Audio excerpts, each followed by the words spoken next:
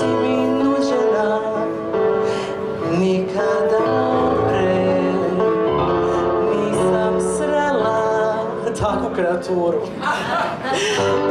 Ne zaboravljam u smislu svakom, zauvek zvaću te svojom omiljenom svrakom. Zbog toga si dušo tako magična, kao Antigona ti si tragična. Nadam se da ti isto misliš o